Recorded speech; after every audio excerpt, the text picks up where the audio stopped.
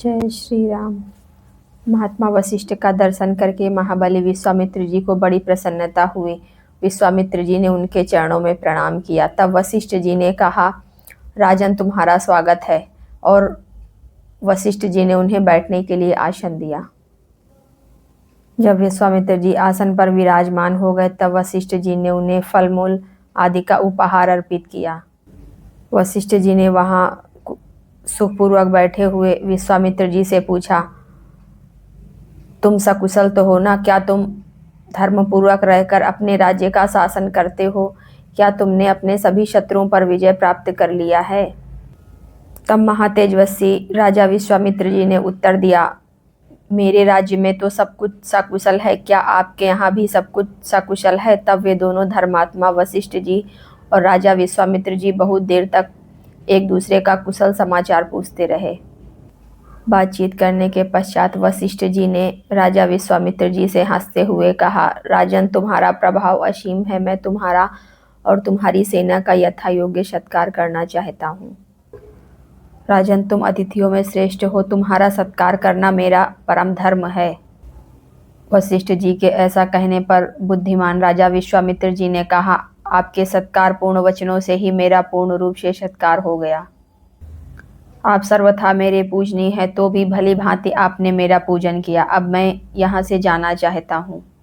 ऐसा कहते हुए विश्वामित्र जी से धर्मात्मा वशिष्ठ जी ने बार बार निमंत्रण स्वीकार करने के लिए आग्रह किया। तब विश्वामित्र जी ने उन्हें उत्तर देते हुए कहा, मुझे आपकी आज्ञा स्वीकार है। आप मेरे पूजनीय हैं, मुझे आपका निमंत्रण स्वीकार है। विश्वामित्र जी के ऐसा कहने पर महर्षि वशिष्ठ जी बड़े प्रसन्न हुए और उन्होंने अपनी चितकबरी गाय को बुलाया, जिसका नाम कामधेनु था। गाय को बुलाकर वशिष्ठ जी ने कहा, शीघ्र आओ और मेरी बात सुनो। मैंने महाराज विश्वामित्र की सारी सेना को यथायोग्य भोजन कराने का निश्चय किया है। तुम मेरे इस मनोरथ को सफल करो। भोजन में जिसको जिसको जो पसंद हो वह सब उसके सामने प्रस्तुत करो। वशिष्ठ जी के ऐसा कहने पर उस कामधेनु गाय ने जिसकी जैसी इच्छा थी उसके लिए वैसी ही सामग्री प्रस्तुत कर दिया। गर्मा गर्म भात के पर्वत के ढेर दिखाई देने लगे। खीर और दाल भी तैयार हो गए। दूध दही घी की तो नहरें बह चली। भांति भांति के रस खांडव तथा नाना प्रकार के भोजनों से भरी हुई सहस्त्रों चांदी की थालियां विश्वामित्र जी के सामने प्रकट हो गईं।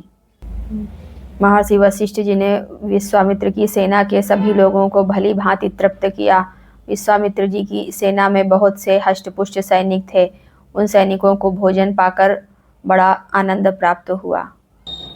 विश्वामित्र जी बहुत खुश हुए और महर्षि वशिष्ठ जी से इस प्रकार बोले, आप मेरे स्वयं पूजनीय हैं, तो भी आपने मेरा पूजन किया और मेरा भली भांति सत्कार किया। अब मैं आपसे एक बात कहना चाहता हूँ, आप मेरी बात सुनिए।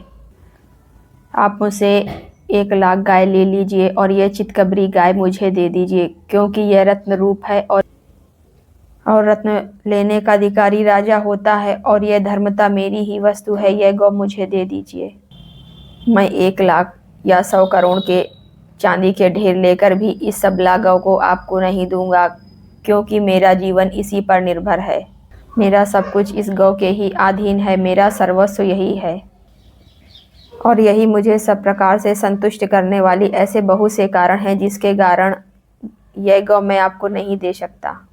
वशिष्ठ जी के ऐसा कहने पर विश्वामित्र जी को क्रोधपूर्वक बोले, मैं आपको ऐसे हाथी प्रदान कर रहा हूँ जिसके कसने वाले गले के रस्से तथा अंकुश सभी आभूषण सोने के बने हैं।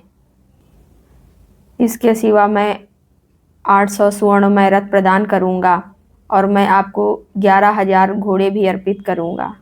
नाना प्रकार के रंग वाली नई अवस्था की 1 करोड़ गाय मैं आपको दूंगा, लेकिन यह सबला गाय मुझे दे दीजिए। इसके अतिरिक्त आप जितने रत्न या स्वर्ण लेना चाहें आप ले सकते हैं, परंतु यह चितकबरी गाय मुझे दे दीजिए।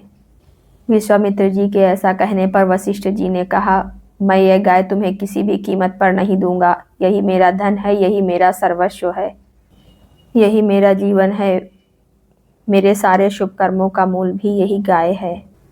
बहुत ज़्यादा व्यर्थ बात करने से कोई लाभ नहीं है। मैं इस कामधेनु को तुम्हें कदापि नहीं दूंगा। अगर आप लोगों को मेरा वीडियो अच्छा लगे तो इसे लाइक करें और मेरे चैनल्स को सब्सक्राइब करें।